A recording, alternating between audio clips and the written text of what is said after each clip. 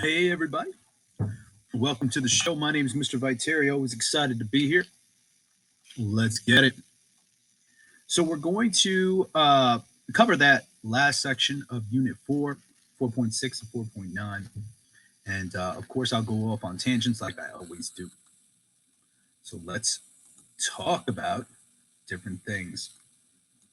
A really important concept that we need to understand regarding um, the temperature of the planet, the seasons of the planet, the climate of the planet is the tilt of the Earth on its axis. All right. Because of this tilt, we have the seasons. Now, try to envision this in your head. The Earth rotates around the sun. It takes about a year to rotate around the sun. The Earth also rotates on its own axis, and it takes about 24 hours to do that. So if the sun is, let's say, right here, and the Earth is right here, it's making a rotation every 24 hours. That rotation, when the United States is, let's say, facing the sun, that's going to be morning time. When it rotates away, that's going to be nighttime. China, in that aspect, would actually be getting the sun. It'll be daytime, and for them, and nighttime for us. And it kind of reverses that way. And so that kind of makes sense now if we also look at why is there a different time in California than, let's say, New Jersey. There's like a 3 hour difference. Well, what we're trying to do is correlate the sun's position at a particular time. When you think about it this way, time is kind of like irrelevant because time is different depending on the location that you are on the planet. Things that make you go, let's not dive into that right now. But let's go back to that tilt and its arrangement around the sun. So, if we're in the northern hemisphere, and we have to understand northern and southern hemisphere, and the sun, and everything is reversed here, so I apologize. So here's the sun. Let's say let's make this hand the sun. Okay, and this is the Earth. If the northern hemisphere is tilted towards the sun, this is going to be summertime. As it starts to rotate around, okay, this would be the in between seasons. This would be a spring or a fall. And then when it's on its opposite side, it's actually the northern hemisphere is facing away. So that would be the winter time. And as it continues to rotate around, it rotates and rotates into the different seasons. Okay. If you were the equator, you're going to hit the sun all the time. So you really don't have a season. It's pretty much tropical. Remember how I said tropical is always hot versus the northern hemisphere and the southern hemisphere. You're going to have your seasons. All right. Spring, summer, or fall. All you got to do is call. And because of the different solar radiation that's hitting the planet, you have different vegetation at the equator, or let's say 0 to 30 degrees. You have different vegetation between 30 to 60 degrees, and you have different vegetation between 60 and 90, if any, vegetation over there, all dependent on the availability of sunlight. This sunlight and its radiation and its heat is going to be the most extreme in those tropical areas. So you're going to drive convection cells in air pockets, and that's going to cause that equator, the doldrums, to that hot air to rise. The rotation of the planet is going to cause it to curve. It's going to cool, come back down, come back up, come back down, come back up, come back down. All of this is caused by this amazing sun and this tilt of the Earth. So let's go through some vocabulary. Okay. So if we were looking at, and the two words I want to concentrate right now is on the Tropic of Cancer and the Tropic of Capricorn. This is great knowledge to have in trivia. So make sure you understand stuff like this. So if the Earth was, let's say, perfectly straight and it did not have a tilt, that would typically be the equator would be getting the most of the sunlight at that particular time, right? However, since the Earth is tilted, the Tropic of Cancer is exactly 23.5 degrees north. It's a mark. It's a mark of latitude on our planet that basically is going to be that area that gets the most sunlight because of the Earth's tilt in the summertime. Okay? If that makes any sense. And the furthest away of the particular part of the planet, okay, is going to be the Tropic of Capricorn during, let's say, that summer. It will reverse as the planet rotates around the other side, because then on this side, you'll see, oh, now the Tropic of Capricorn is going to be the max, and then the Tropic of Cancer will be the least. Okay, so just understand that these are two points of latitude on our planet. All right, that equator, once again, 0 to 30 is pretty much always going to be hot. All right, let's continue.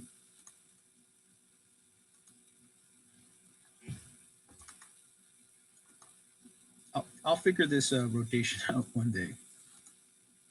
All right. I added this slide. I just thought it was very interesting. And it has to do with the rotation of not only our planet with the sun, but there's another thing that rotates around our planet, and that's the moon. Okay, the moon is caught in the Earth's gravitational pull. I believe I taught you earlier that things that are closer together have more of a gravitational pull. Okay, things that have more mass are going to have more gravitational pull than things that don't have enough mass. So if we're wondering, do we rotate around the moon or does the moon rotate around us? I could ask you, well, what has more mass? Well, the Earth has more mass. So therefore, it's caught in our gravitational pull. Now, the Earth is still rotating, okay? And it takes about a month, 45 days. Google me on how slow the moon rotates around the sun. And that explains how we have the basically a new moon and then we'll have a full moon. But that's not what I want to talk about right now. Right now, I want to talk about high tides and low tides. So if you ever went fishing, sometimes you want to know when is the high tide, or when's the incoming tide, or the outgoing tide, or the ebb flow. That means the outgoing tide. Or if you go in surfing, or if you just want to just relax on the beach and you don't want any waves, something interesting to know is the high tide and the low tide. Well, how in the world does that work? Well, let's try to dive into this and how it works. Well, first off, you get 2 high tides and 2 low tides a day, roughly between 24 hours. In actuality, it's probably 25 hours. But basically, if you were trying to look this up for a particular waterway, let's say most of us are probably going to go out of Sandy Hook, we could say, what's the high tide at Sandy Hook at what time? And we would get a time. Right? And let's just say it's 1 p.m. in the afternoon. Okay. Now, that would be high tide. If I add 6 hours to that, then that would be low tide. If I add 6 hours more, then that would be another high tide. So it's going to change every 6 hours. What's happening in between those 6 hours is if we're at high tide, well, now at that point, it's the most water closer to the planet at that closer to that continent at that particular time, or that area at the beach. And then as 6 hours go on, it's going to slowly start to shrink back. Okay. And then all of a sudden, in the next 6 hours, that water starts to come back. This kind of makes some, knowing this is important because let's say a hurricane was going to hit Jersey, and they do sometimes. If the hurricane hits during high tide, you're going to have significant more damage. There's going to be more moisture. There could be flooding. The sea level could rise. During Superstorm Sandy, the sea level did rise substantially because the storm hit at high tide. Oof, that's a bad thing. At low tide, you'll have, there's still a hurricane, but it's not going to be as bad as if you have high tide. Okay. So, how does this work? Well, the Earth is still rotating. The moon doesn't rotate as fast. Okay. So the moon, let's just say, is stagnant. Okay. And let's say you lived on this part of the planet. Well, since the ocean is closer, okay, that kind of is just there at the planet. And what happens is this water gets pulled up, okay, pulled up, all right, because it's not really connected. Like the continent's kind of connected, but the water is able to get caught in the moon's gravitational pull. So the moon pulls the water to its one spot. All right. And so that explains the bulge on this side, but there's also a bulge on the opposite side of the planet. So at any particular time on our planet, you actually have a high tide on two opposite sides of the planet. The one closest to the planet is very easy to explain because it's pulling the water, and it can pull the water more than it can pull the land, so it pulls the water. This explains the high tide on this side. The high tide on the opposite side is harder to explain, but let's imagine this. The water is further than the land on the opposite side, so this actually pulls the land as well, leaving a bulge of the water over here. Try to swallow that real quick. Kind of deep. All right, it's kind of hard to understand. All right, so it pulls the water here, pulls the land too, but pulls the water at a higher rate. Then here, it's pulling the land more than it's pulling the water, so that explains the high tide here. As the planet keeps rotating, you're going to have the two low tides and the two high tides. Okay. All right. And when's the best fishing time? Of course. Well, it really depends on your fish, and you'll speak to 100 different guys, and 100 different guys, the girls will tell you 100 different types of ways. I'll tell you when those fish are migrating, you need to go fishing every single day. And if you really want to try and catch fish, it's like a time game. You just stayed out there the longest. In my experience, and you can write this down. Let's say you caught them at 6 o'clock in the morning, okay, one day, and somebody has to catch them, or someone has to be fishing during a migration pattern. And if you caught them at 6 o'clock in the morning one day, probably the best thing to do is get there tomorrow at 6. They might start biting at 7. Okay. And try to continue fishing around that time. They might continue moving as they go through their migration patterns. For my surfers in the house, or my bodyboarders, boogie boarders, body surfers. If you're getting good waves at, let's say, at incoming tide, and you're good to go around, 8 a.m. You want to get to the beach maybe around 9 a.m., 10 a.m. the following days. Once again, the tide always changes about an hour forward, so that's good information to know. All right, let's go to our next slide here. Now, remember how I was talking about that Earth's tilt and the equator always getting that warm water or warm air, or most of the radiation, which is going to cause the ocean to warm up differently. And as that water flows to the poles, it gets cold. This causes something called a thermohaline circulation. A kid asked me, do I have to remember all the directionalities of the water? No, not necessarily. You don't. Okay.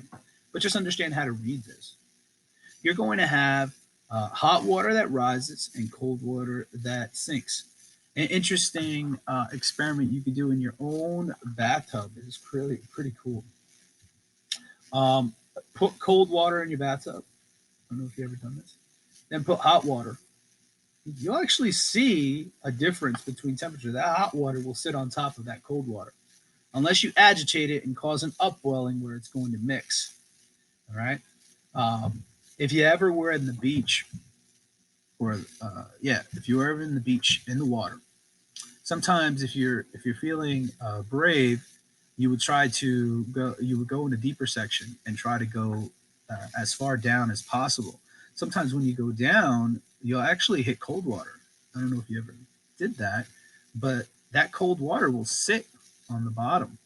And specifically in the beach, you're going to have, that sunlight penetrating, and it's going to penetrate more at the surface. Sooner or later, it's not going to penetrate as much. And so that top of the water tends to warm up more so than that bottom of the water. Okay. So we take that into consideration with the salt concentration of the water, and we have this thermohaline circulation. Okay. Because salty water behaves differently than fresh water as well. And there are slight variations between the boiling point or the way they behave differently in the water. Okay. So understand that all the currents do move around, and they're driven by the sun. Now, let's throw this whole idea out there as well. Air currents are affected by the ocean currents. Ocean currents are affected by the sun, as well as the sun is affected. The sun affects the air currents. If you had a shore house, you would think, well, is it hotter or colder at the shore? And I'll tell you, it's kind of weird. Okay. People here in New Jersey stop going to the beach maybe around September. Okay. Uh, no one really goes there. Why? Well, it starts to get cooler, and if you went into the water and you came out, you would probably get a little shiver. But if you were a surfer, you could potentially, and I've done this. I tried to surf. I'm horrible. I'm not built for surfing at all. I'm not going to try it ever again. Um, I bought a board and I was out there and listen, if you could surf in New Jersey, you're a great surfer. It's not like the waves here are not really designed for surfing. However, there are people that can do it. I've seen people do it. In Belmar, people do it. Me, I could not do it. And I'm an athletic guy for an older buck. I'm pretty athletic. But anyhow, I digress. What was I talking about? What was I talking about? I got to pause this for a second. I'm sitting here concentrating on what I was thinking about. I still don't know, and I can't rewind the clip. Not yet, because I'm still forming it. Anyhow, I think I was talking about surfing, and I said it's harder to surf in Jersey. Some people could do it, but I can't. But there are places around the planet, like Hawaii, Australia, that the way the ocean floor sits and the way the waves come in, you could actually have an easier time at surfing. Peru also has a great place for surfing. That's why you hear like these surfers, they travel from location to location. Sometimes they get a longer ride because the wave behaves differently as it comes across the place. So there are some great surfing places on our planet. If you were a surfer, you would know those places, and you would have to travel to try to get to those locations. All right. Okay. So now let's talk about ENSO. It's a good term to know. That means El Nino Southern Oscillation. And we spoke about it already, but this all has to do with the sun, the wind currents, and the ocean currents. Okay. We have El Nino and La Nina. They're opposites of each other. The La Nina would be the normal conditions, and El Nino is going to be, let's say, what's associated with the bad conditions. All right. This is an anomaly. It occurs every 7 to 14 years. We don't know what causes it exactly. So it just occurs sometimes, and there's further studies that need to be understood. But of course, this is on a global scale, so it's really difficult to set up an experiment on a global scale. But anyhow, let's look at the normal conditions. This is the United States. This plays in the Pacific Ocean. Okay. You need to know the Pacific Ocean's on the west coast of the United States. Here's Cali. It's going to be Asia. Here's Australia, and here's South America. So this is the way where it is.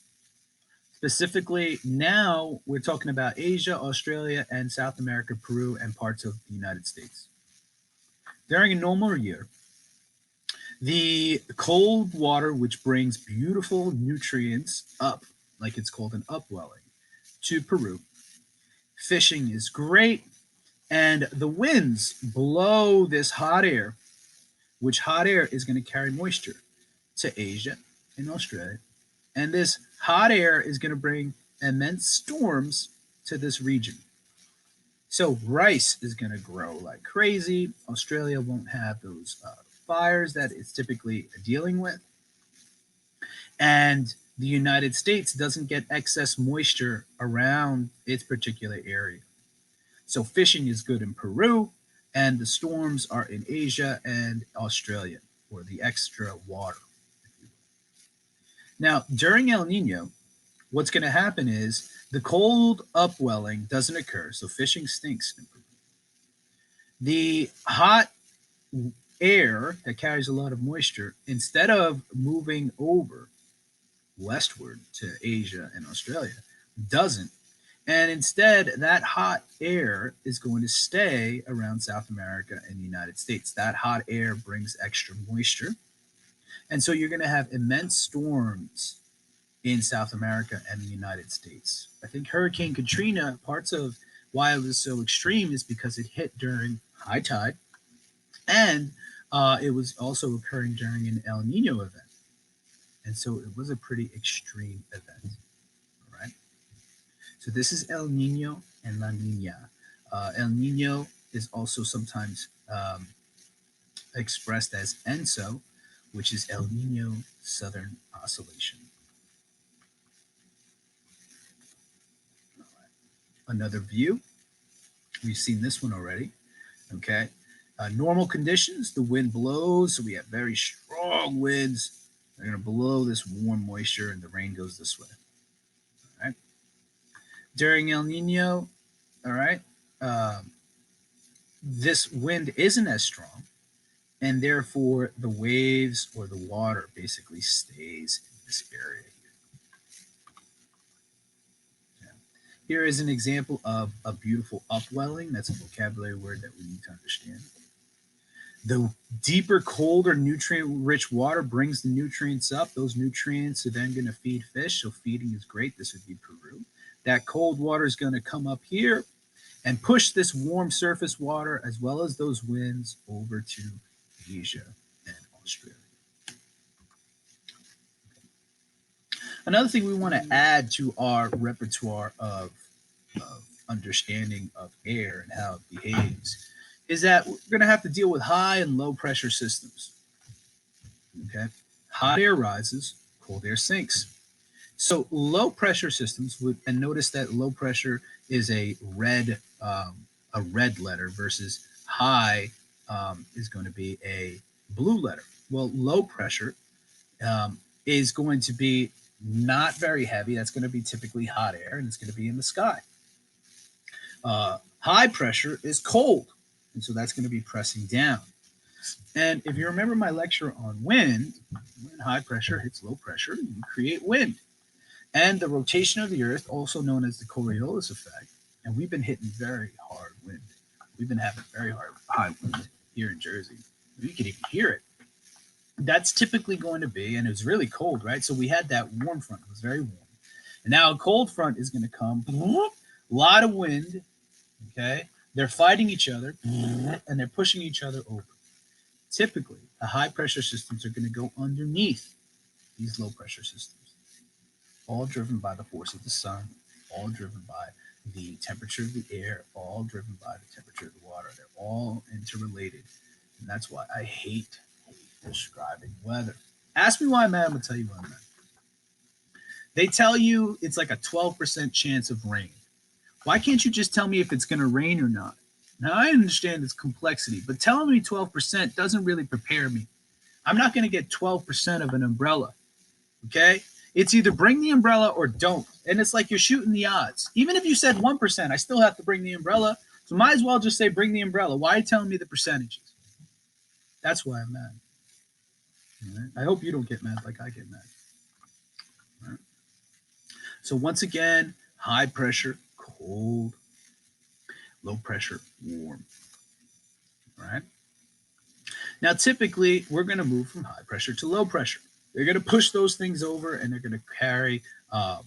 It's going to cause wind, maybe bring that moisture, and when cold air, a high pressure system, hits a low pressure system, that low pressure typically is carrying a lot more moisture. So guess what else is going to be caused? Precipitation. So in this image down here on the right, you're going to get a lot of high pressure hitting that low pressure, and then we got all that precipitation in the sky hitting it. And now this is how we can kind of predict weather events. Right? We'll end on this last slide. And this is a great image here. And notice this, we have an ocean or any body of water, a very large body of water. We have a wind direction. And so let's say there's a lot of warm water here, which carries warm air. Now, as that wind blows and we go up in elevation, oh my God, we're putting another thing together here. If we go up in elevation, what happens to temperature? Temperature actually decreases in the troposphere. So if you imagine this warm air carrying moisture now goes up the mountain, but now it gets cold, it can't hold that moisture anymore. Now precipitation occurs. This is called the rain shadow effect. It rains on this side, but you know what happens on this side? Since all that moisture fell out here, boop, this side is a desert. Can you imagine living on that mountain? One side of this mountain is all like wet and drizzly, and the other side of that mountain is all like cactus and hot and dry. You know, imagine you lived on the top of the mountain, just be like, hey, I want to chill in the rain today. Oh, I want to chill in the desert today. You would see a stark difference in the type of species that exists there. Okay. So this is the rain shadow effect. Definitely be able to explain this. All right. I hope you enjoyed today's lecture, and I'll see you soon.